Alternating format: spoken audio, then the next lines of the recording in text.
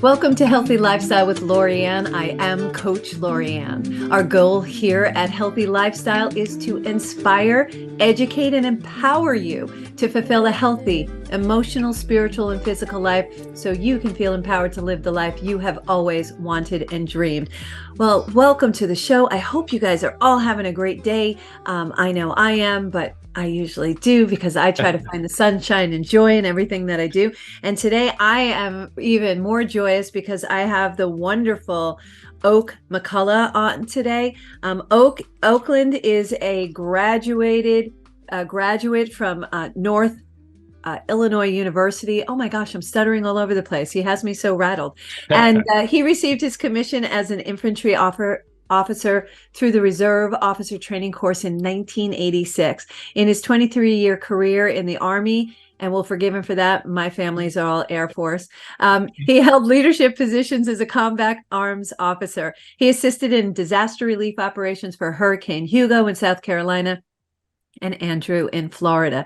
His deployments include Operation Desert Storm in Iraq, peace missions in Bosnia and Kosovo.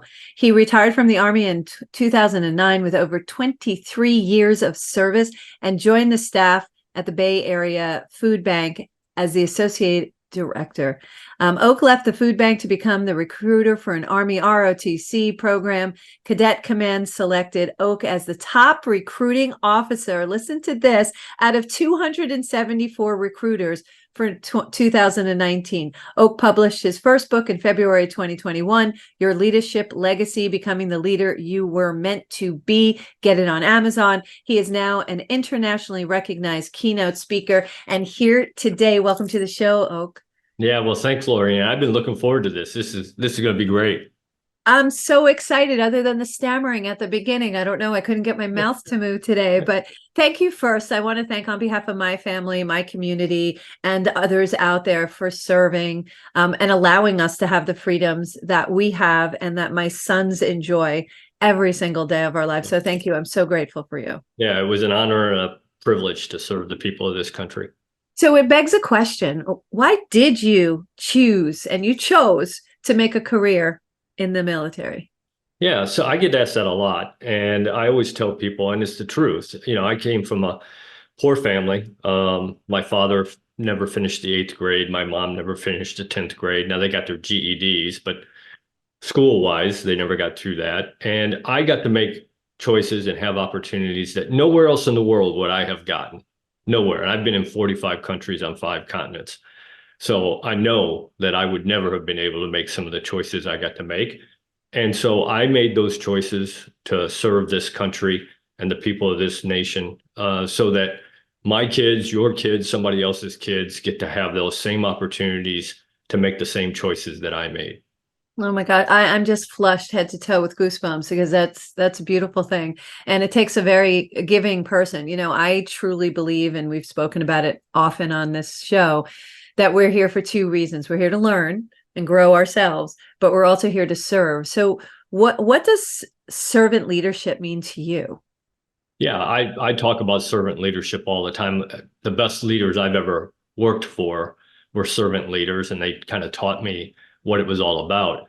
To me, it's all about taking care of people. Because let's face it, leadership is about people, plain and simple. It's not about flow charts or organizational charts.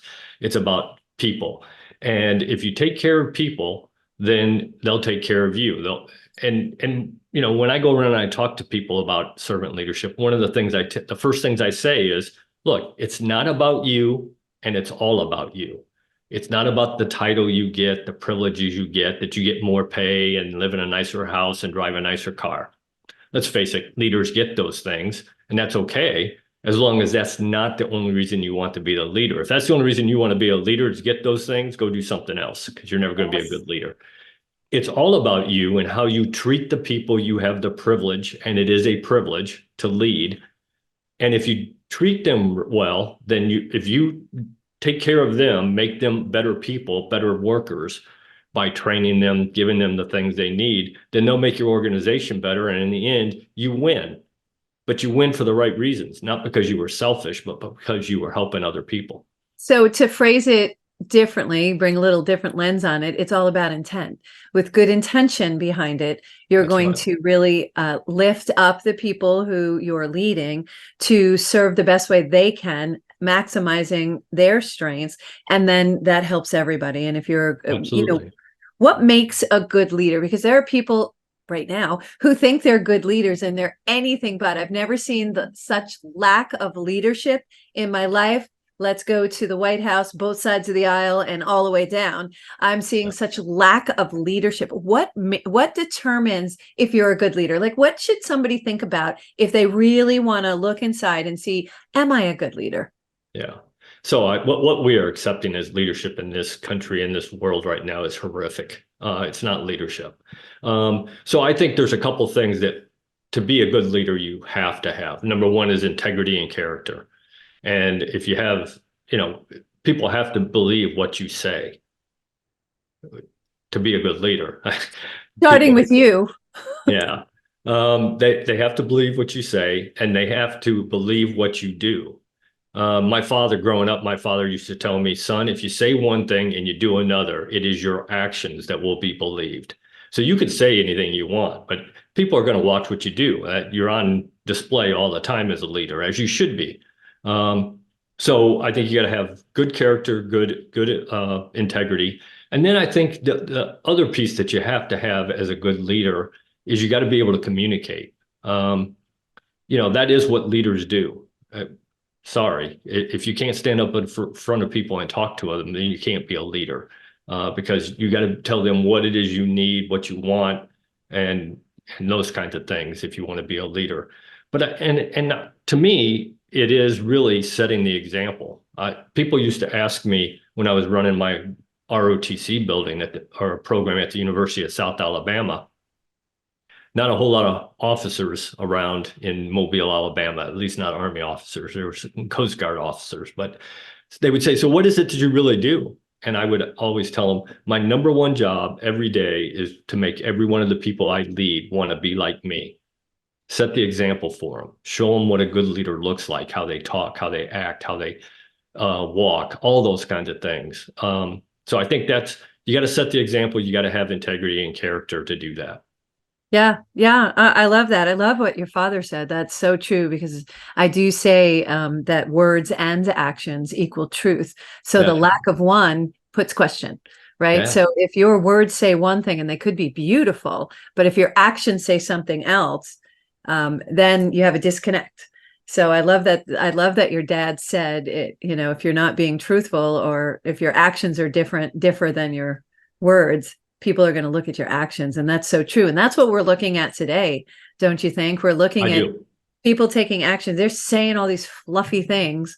They think they're getting over. I feel like they're being disrespectful, like they don't believe the American people are smart. And I have a real issue with that, because it's just disrespectful. And then their actions tell us it screams anything but. Yeah.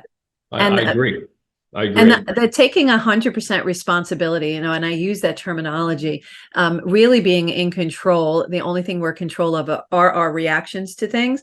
Taking responsibility for what you're doing is not being done, not by our leadership here. No, it's not. And that's one of the things that I always tell people when I talk about leadership is that, look, as the leader, you don't get to pick and choose what you want to be responsible for. As the leader, you are responsible for everything in your organization that does or does not happen. Sorry, good and bad. Yeah. You have to take ownership of that. And I don't see that happening today in all professions, at all levels across the board. Totally agree. And I hear a lot of blaming. It's like they blame the government, they blame the school, they blame their parents, they blame anything, but they don't take responsibility. So I just put a challenge out there for 2024 to everyone who's listening. Just take 5% more responsibility. Just 5%. What does that look like? 5% more responsibility for your actions, and take them and own them. Be it good, bad, or ugly. Take them and own them. We make mistakes. We're human. We learn from our mistakes. That's what humanism is about. We're going to learn from mistakes, and together as a team, as a group, as a community, we're going to learn and make it better. So I'm just going to throw that challenge out there, and I hope you all take it. You're absolutely right, because none of us are perfect. I keep trying to convince my wife that I am, but she's not buying it, even after 37 years. I'll call her later. No worries. You would think after 37 years I could convince her, but no, I can't. But just keep working on that.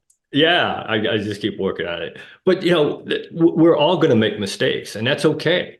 I had a boss one time who retired, a 4-star general, who said, "Oak, if you didn't make a mistake today, you probably didn't do anything." We're all going to make mistakes. We don't care. I mean, as long as you own it, what I care about is, what did you do after you made the mistake? Did you blame somebody else? Did you try to hide it? Or did you walk up to me and say, "Hey, boss, I messed up today, and this is how we're going to fix it"? Okay. So I look at mistakes as an opportunity for learning, right? Yeah. So I love that. It's like, take accountability, come in. And honestly, it's easier. First, you don't get that, oh my God, I'm going to get caught thing going on. That's right.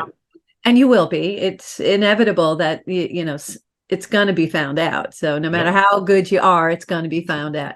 And 2, you're not going to learn anything, but you're going to earn distrust. And that kind of leads me into, you talk very specifically about 360-degree trust. Can you explain that? Yeah, I think a lot of leaders talk about trust, but they don't understand the importance of it or what it really entails. And I think that they understand that the people who they lead have to trust them, but that's only one part of it. Granted, it is one of the most important parts, because if that one isn't there, it doesn't really matter what else you do. Yeah. The people you lead have to trust you, but you also need to trust them. And that comes by training them, making sure that they know what the standards are, so that you trust that whatever you're asking them to do, they can do it. And that if they mess up, they'll come and tell you. So you have to trust them. Then everybody on the team has to trust each other, that they're going to do the right thing, that they can do their job. Vince Lombardi, probably the greatest football coach that ever coached, he used to say, a team is not a group of people who play together. A team is a group of people who trust each other. And that is so true. Without that, the team is not going to be as effective and efficient as it could be. And then if you're talking about the business world, then you have to add the trust that the people who you want to do business with have to trust you, and you have to trust them. Because if that isn't there, they're going to go somewhere to do business with somebody else that they do trust. Yes, so they'll easily be driven, pulled away because they don't have that know, like, trust factor. That's a business expression we use all the time, especially in networking. That know, like, trust factor is important. And I think as a leader, I believe you have to create the environment to allow people to come to you and let you know that they made a mistake. And it's how you respond to that mistake changes that outcome. Absolutely. The first time you shoot the messenger is going to stop coming. I promise. Yeah. They're going to try to hand it off to somebody else. That's right. Yeah. So I think that it's creation of that environment. And that's where terminology in business is culture. We're building a culture, an environment that allows us to have open communication.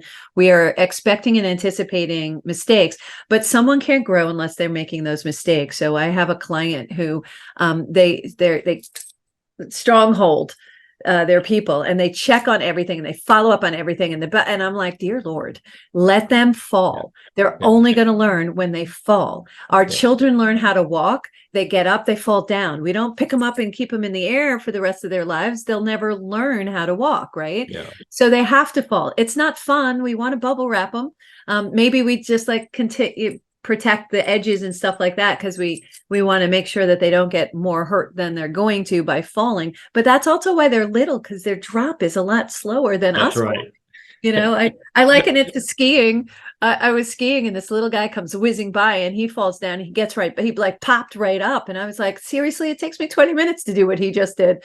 So, and I gave myself some relief by saying, I'm a lot taller, so it takes a lot more gravity to get me up than it does for him. So he also, by the way, came over to me and went, lady, can I help you up? And I was just like, and thank you. No, I'm good. Yeah, go. Absolutely. I think that part of the problem that we see today is that bosses like you're talking about, and they are bosses, they're not leaders, the ones who want absolute control over everything that happens in their organization. You're stifling all creativity when you do that. Yes. I had a boss who said, Oak, leadership is on a scale. On this end of the scale, you have that authoritarian, micromanaging, do it exactly as I tell you to do it guy that none of us want to work for. And we've all Yes. worked for that person. Oh, yes. And it's horrible.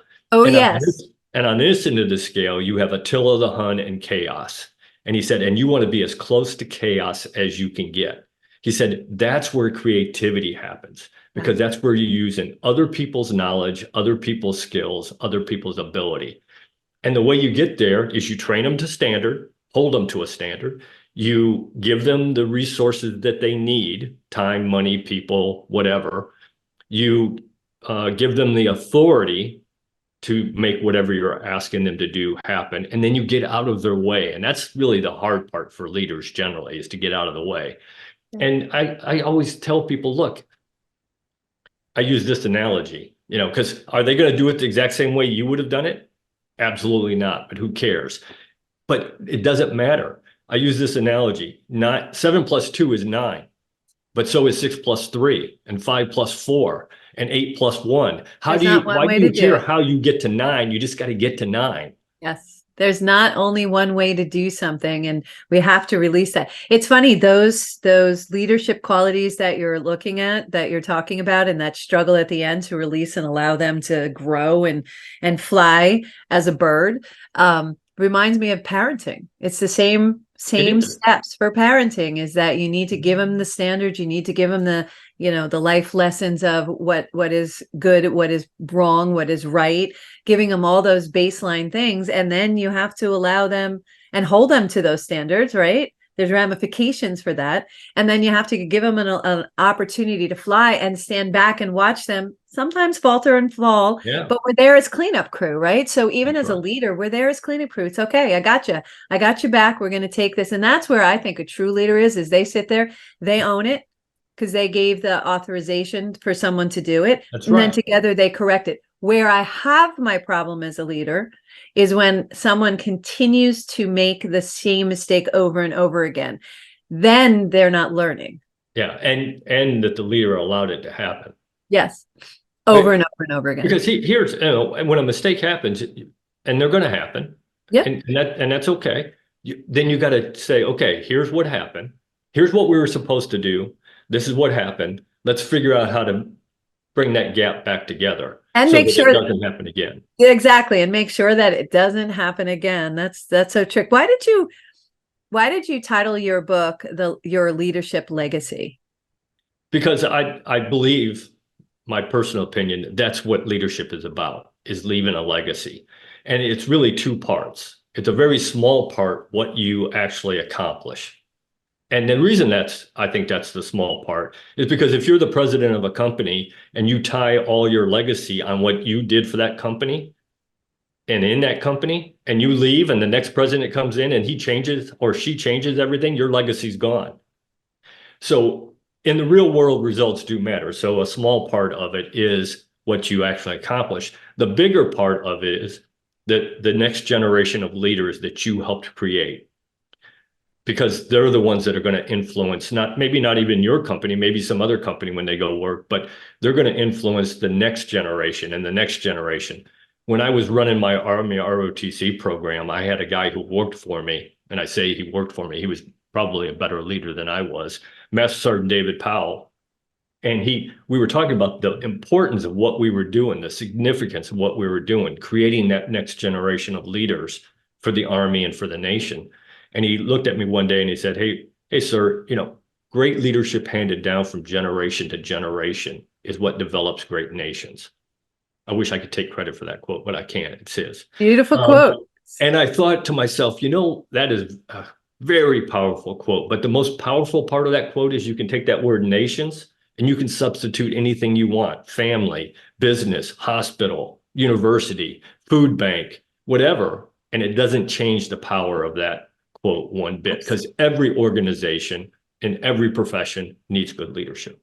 Yeah, without a doubt.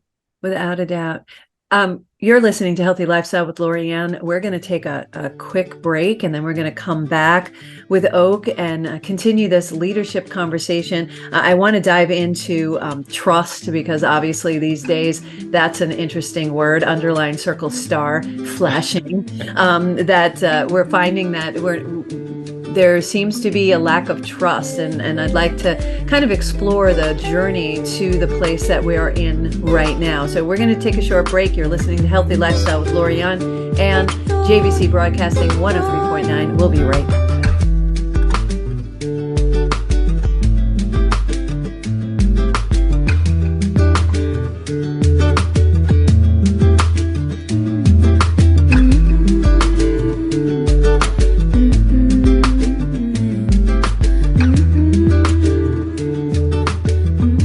Welcome back to Healthy Lifestyle with Lorianne. I am Coach Lorianne. If you would like to be a guest or lift up your business, product, non-for-profit, or if you have a question or comment, you know how to get us. Email us at healthylifestylewithla@gmail.com. That's healthylifestylewithla@gmail.com. Be more than happy to chat with you. I love chatting with everybody, and I personally chat back. So, you definitely want to have a conversation with me. In the meantime, we're back here with Oak McCulloch. He is amazing. You're amazing, Oak. I love what you're saying. It just so resonates. There's this lack of trust in the world, in society right now, in our country, more importantly. What's the tracking of that? Like, how did that start? Where did you see the shift? I have a couple of my own ideas, but where was that shift? Because I know there's no more trust in medical. There's no trust in our government. There's no feeling or trust in leadership. And we're having an issue trusting each other. So where did that all come from? So I think, Colin Powell, who's still the most impressive man I've ever met in person. Seriously. He always used to say that you can't lie to people, and I remember right at the beginning of the first Gulf War, he got on the news. He was the chairman of the Joint Chiefs, so he was responsible for all the soldiers and sailors and airmen, Marines in the military. And he told the American people, "I will not lie to you." He said, "I remember what happened in Vietnam when generals lied and the trust was gone." And so I think we have gotten to the point where people are so wrapped up with their next promotion, their next pay raise, their next job, whatever that is, and in the military as well, that they have forgotten that they have to be honest with people. And if bad news has to come out, then you tell bad news. Yeah. And then, like we talked about earlier, then you go fix it and make it better. But you got to be honest with people. And I think, and I'm trying to think when that really, I'm not sure when that really started happening, but I can tell that we've gotten away from honesty in all these organizations and all these, even in the business world. Yeah, business world, press. Everybody is like telling all these falsehoods and feeling okay with that, and that's not okay. Yeah. And we were talking before the show, and mentioning the Gandhi quote, which is "Change starts with you." So you can really change things by starting with you, not doing things like that. So yeah. I reminisce back to a boss that I had, who I really liked him as a boss, but he would. I was working with constituents at the time, and he said to me, he goes, "Well, just tell them blah, blah, blah." And I was like, "Well, is that true?" And he was like, "No." And I was like, "No." And he was just like, "No, I'm telling you to do that." And I was like, "Okay, but no, because it's not true. I will tell them the truth." So what's the truth? Because what you do is, somebody's asking for help, you tell them not the truth, and it doesn't move them from where they are. And they're making decisions based on that false truth that you gave them. Right. And now that pushes them even farther back than when they made the first phone call. And now they're angrier because now they lost trust. They can't even trust the position. So I said, I'm going to make a choice to tell them the truth. And he was mad. He slammed through his door and blah, blah, blah, and went. And I did. I told the constituent the truth. I said, "This is the bad news. Here's the good news. Here are some options. It's the best we can do right now. I know it doesn't put you in a great place, but this is what we're really dealing with." And they weren't happy. Needless to say, they weren't happy. But weeks later, they came back and thanked me. because of the fact that they were so farther ahead and they could have been pushed back had I not been truthful. And it was a really interesting exchange. I can't tell you, but I got fired like 5 times from that same boss. I was like, after a while, I became fire immune. I'd come in the next day and he would be like, morning. I'd be like, morning, as if it never happened. But yeah, I got fired 5 times from him. Yeah. But he was my hardest boss, the most demanding boss. Very kind soul, but he wasn't sure on how to handle it. And another really quick story is there was a misstep that was made, and he needed to go in and own it. And he's like, I'm not going to the meeting. And I'm like, yeah, you are. and he's like, no, I can't. I'm not going to the meeting. And I was like, no, you don't understand. You're going to the meeting because if you don't go to the meeting, they're going to make up their own narrative, and that's right. Worse than owning up to what happened. So he walked in, hat in hands. He stood in front of everybody ready to take, and they were a excitable group. Let us just say that. And they were ready, they had pitchforks and fire going. And he said, I'm so sorry. It was my mistake. And it wasn't really his mistake, but as the leader, he acted as a leader and he said, it's my mistake. I own it. And all of a sudden the energy shift in that room went from, I can't wait to pitchfork you to, oh my God, it's okay. Don't worry. We understand. Literally that quickly it went because he took ownership of it and said, yeah, it was me, and here are some solutions. And I'm so sorry. It was never my intention for it to go in that direction. And from that point on, he would always go to the meetings and he would always take ownership, even if things he wasn't supposed to. And I'm like, all right, there's another side of this. You can't be taking, So, but it really gave people hope, and he was seen and was a really good leader.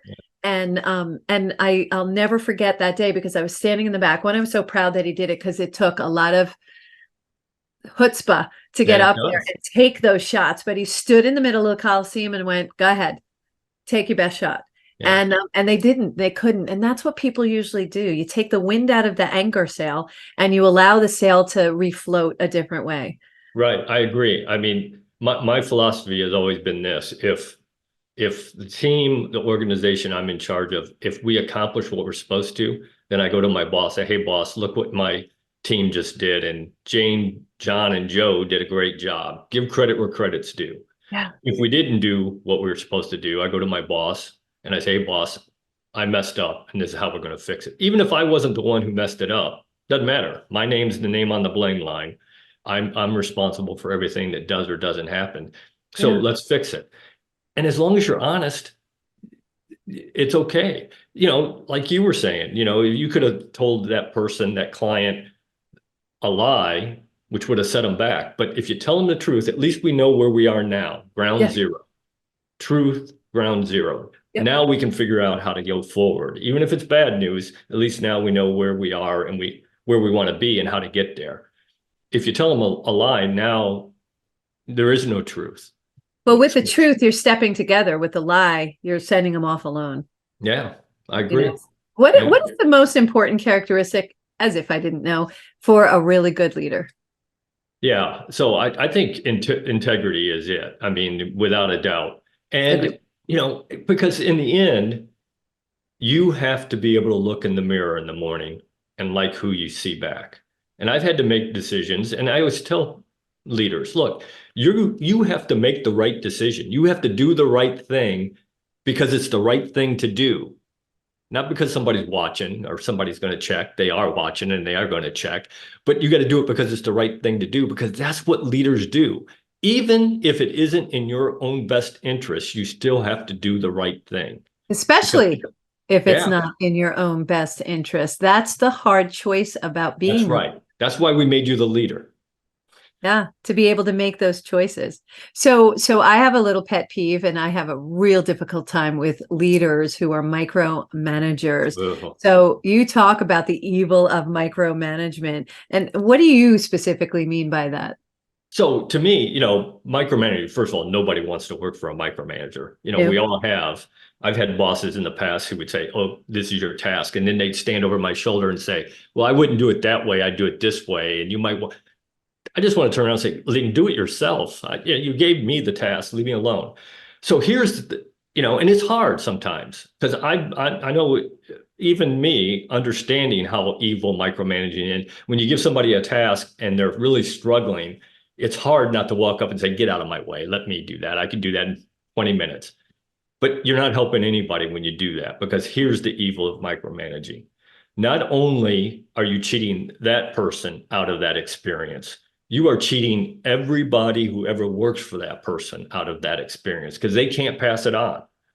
So you may be affecting your organization for the next 5, 10, 15, 20 years because you have cheated that person out of that experience. And then how do you promote? How do you promote if you don't give them the tools? How do you go to your next job a different way, a different lens to look through? You can't leave your position and go to a higher position or a different job, and if you don't have somebody to replace. So Right. I always look at it as we're teaching the people who are reporting to us to eventually replace us. And that blew somebody's mind. I actually hired somebody for one of the companies I worked for, and he had uber experience, so much more experience than I do. And now he used to be a vice president. Now he's going to report to me.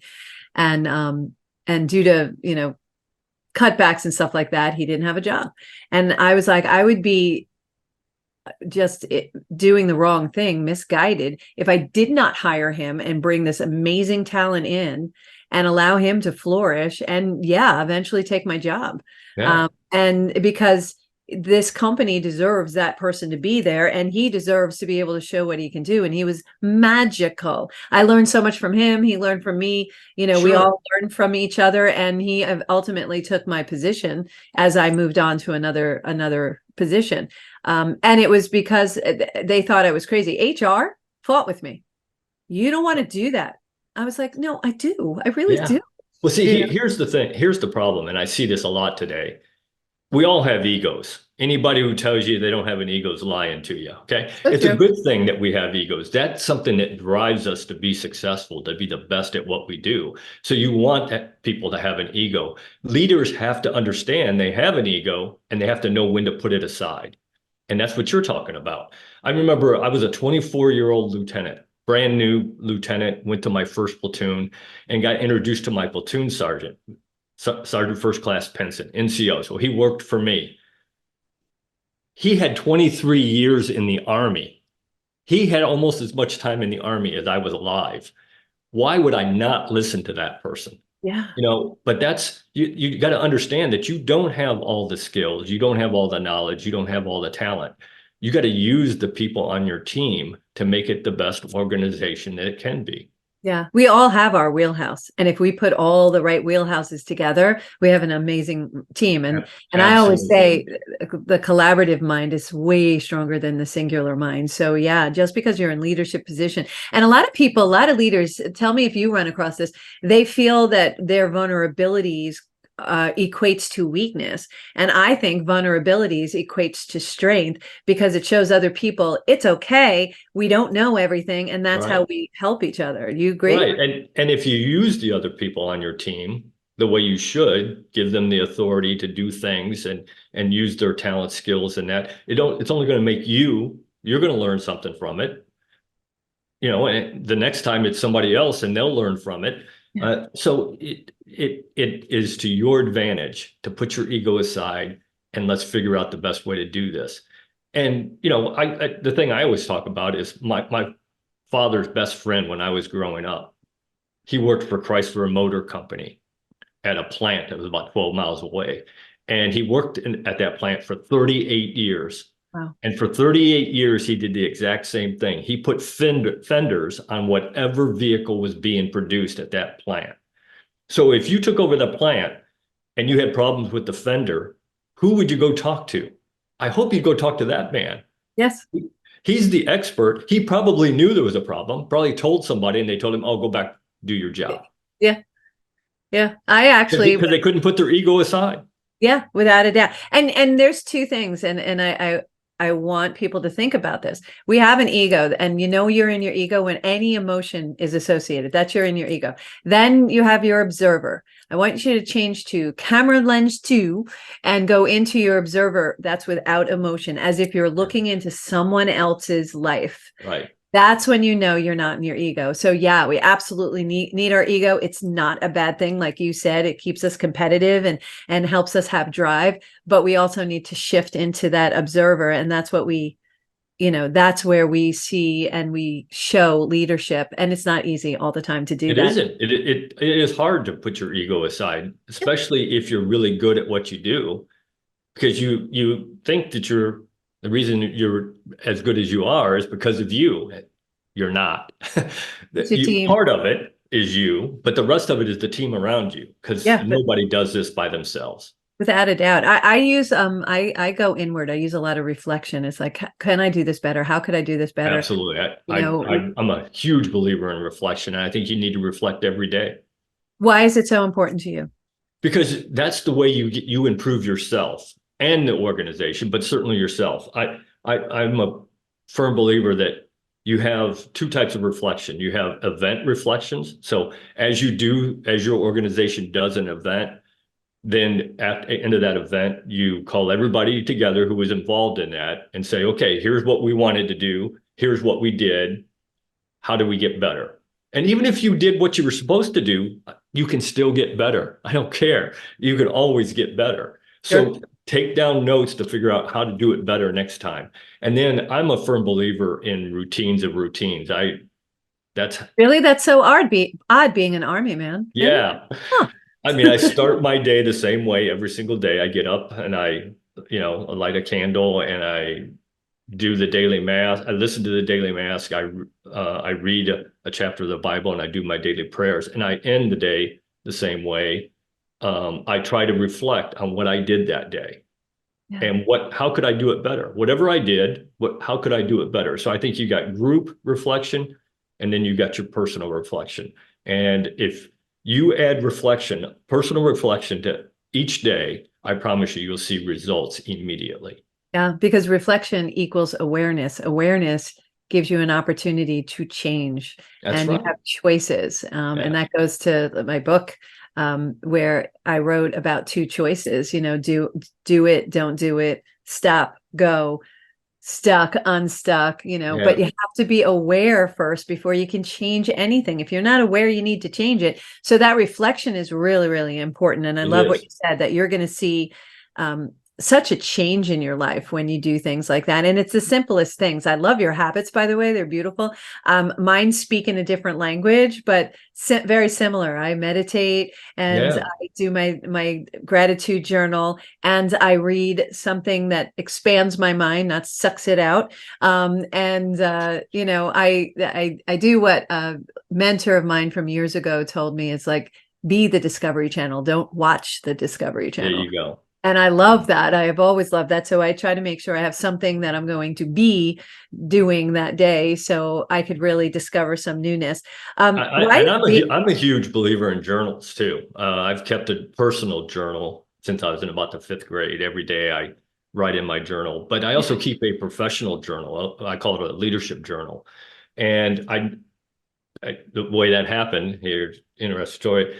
I actually had the opportunity twice to listen to General Hal Moore talk. Hal Moore is the guy on We Were Soldiers Once and Young that Mel Gibson played in the movie. Yes. And the first time I got to listen to him talk, I'm sitting in the auditorium and I'm sitting in the front seat waiting for him to come out on stage. And my boss walks by and he says, "Oak, what are you doing?" And I said, "Well, sir, I'm waiting for General Moore to come out and talk." And he said, "And you don't have anything to write with?" He said, "Shame on you. The one of the greatest combat generals we've ever produced is about to talk to you, and you're not going to write anything down? Shame on you." And it never happened again. Even if I go talk at a conference as the keynote speaker, I like to sit through the breakout sessions and listen to other people, because I can learn from them. I got a book and I'm sitting there writing on it. Yeah. Yeah. And one thing I learned as a keynote speaker is that by sitting in other people's sessions, you can bring, and it's a pro tip, you can bring in some of the things that they say and reflect it back to the audience. And there's this connection automatically with all the different speakers. Sure. as well as the audience. So that is such a beautiful thing that you actually sit in. I don't see a lot of speakers doing that. And they've asked me a number of times, why do you do that? And I was like, because I want to know what they're saying so that we can kind of tie a bow around it, especially as the keynote, right? I have actually changed my presentation. I'd be there the night before at a social gathering of the people who are going to be in there, and I hear what they're concerned about, what the issues are they're talking about. And I'd go back to my room that night and I'd say, okay, I was going to talk about this, but I really need to put more emphasis on this. Yeah. So, I mean, because you're there for them, you're there to make them better. Yes. Not for yourself. No, you could do that in your mirror at home. You didn't have to travel to a conference, right? So yeah, that happened to me. I was doing a presentation and they said, oh, this is the presentation of the ones that I do. We like you to give. I was like, fine. And I started out with a collaborative conversation and I was hearing different things.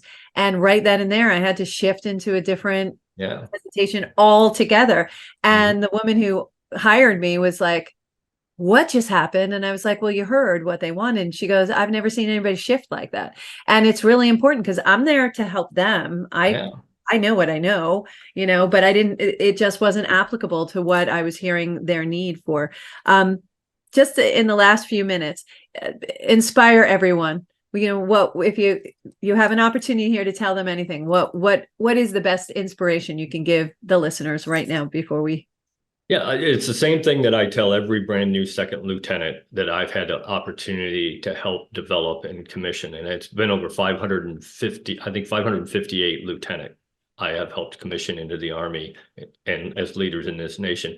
And I walked up to every single one of them the day they got commissioned.